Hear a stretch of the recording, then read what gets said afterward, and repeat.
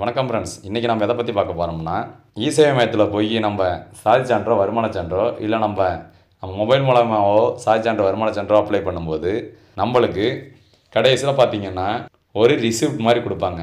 அந்த ரிசிப்டில் பார்த்திங்கன்னா டிஎன் அப்படின்னு போட்டு ஒரு நம்பர் இருக்கும். அந்த நம்பரை வச்சு தான் நம்ம பார்த்திங்கன்னா நம்ம சாதி சான்றோ வருமான சான்றோ எடுக்கிற மாதிரி இருக்கும். இதுக்கு நம்ம இ-சேவை மையத்துக்கு மட்டும்தான் போகணுமா அப்படின்னா இல்லை.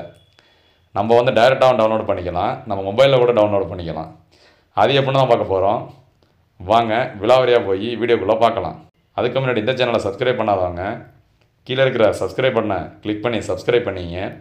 பக்கத்தில் இருக்க பெல் ஐக்கானையும் கிளிக் பண்ணி ஆல்னு கொடுத்துக்கிட்டிங்கன்னா நம்ம கொடுக்குற யூஸ்ஃபுல்லான வீடியோ எல்லாமே உங்களுக்கு வரும். வாங்க வீடியோக்குள்ளே போகலாம். முதல்ல கூகுள் குரோம் ஓப்பன் பண்ணிக்கிறோம். அதை ஓப்பன் பண்ணிக்கிட்டு கூகுளில் போய் டிஎன்இஜிஏ சர்டிஃபிகேட் டவுன்லோடு அப்படின்னு கொடுத்துக்கிறோம். சர்ச் பண்ணுறோம்.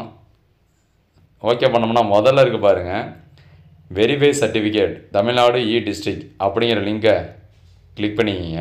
கிளிக் பண்ணிங்கன்னா இது மாதிரி ஒரு பேஜுக்குள்ளே போயிடும். இதில் பார்த்தீங்கன்னா மேலே அக்னாலஜ்மெண்ட் நம்பர் அப்படின்னு இருக்குது பாருங்கள். அதில் தான் நம்ம நம்பரை போட்டு ஃபஸ்ட்டு ஓகே ஆகிடுச்சான்னு செக் பண்ண முடியும். அதில் ஃபஸ்ட்டு போய்ட்டு செக் பண்ணிக்கிட்டு தான் மறுபடியும் நம்ம சர்டிஃபிகேட் டவுன்லோட் பண்ண முடியும். நம்ம டைரெக்டாகவும் கொடுக்கலாம், அதுக்கு அது கொஞ்சம் ஈஸியாக இருக்கும், கேப்சா கொடுக்க வேண்டியதில்லை. இப்போ என்ன பண்ணுறோம்னா அதில் போய் நம்மளுக்கு கொடுக்கப்பட்ட ரிசிப்டில் அந்த என்ன நம்பர் இருக்கோ அதை என்ட்ரு பண்ணிக்கிறோம்.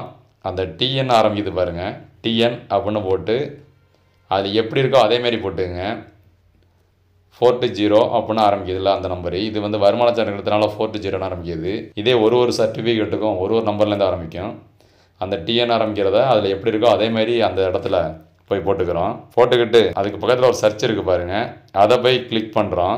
கிளிக் பண்ணோம்னா நம்மளுக்கு இப்போ அவங்க பேர், அவங்க என்ன சர்டிஃபிகேட் அப்ளை பண்ணாங்க, அது என்ன நிலமையில் இருக்குதுன்னு காமிக்கிது. இவங்களுக்கு அப்ளிகேஷன் அப்ரூவ்ட் ஆகிட்டு அதனால் அவங்களுக்கு சர்டிஃபிகேட் வழங்கப்படுகிறது அப்படின்னு இப்போ என்ன பண்ணுறீங்கன்னா மேலே இருக்க அந்த நம்பரை அப்படியே காப்பி பண்ணிக்கிங்க. இப்போ மறுபடியும் பார்த்தீங்கன்னா வெரிஃபை சர்டிஃபிகேட் அப்படிங்கிறத கொடுக்குறோம்.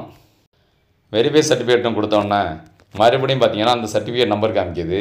அந்த காப்பி பண்ணிக்கிறத அந்த இடத்துல பேஸ்ட் பண்ணிக்கிங்க. காப்பி பண்ணி பேஸ்ட் பண்ணிக்கிட்டாலும் சரி, இல்லை மறுபடியும் அந்த சர்டிஃபிகேட்டை பார்த்து என்ட்ரு பண்ணிக்கிட்டாலும் சரி, கீழே அந்த கேப்சா அப்படியே என்ட்ரு பண்ணிக்கிங்க. என்டர் பண்ணிக்கிட்டு பக்கத்தில் இருக்கிற சர்ச் அப்படிங்கிற பட்டனை கிளிக் பண்ணுறோம்.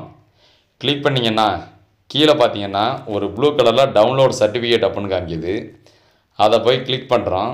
அதை போய் கிளிக் பண்ணோம்னா நம்மளோட சர்டிஃபிகேட் டவுன்லோட் ஆகிடுச்சு. இப்போ அதை போய் ஓப்பன் பண்ணி பார்க்குறோம்.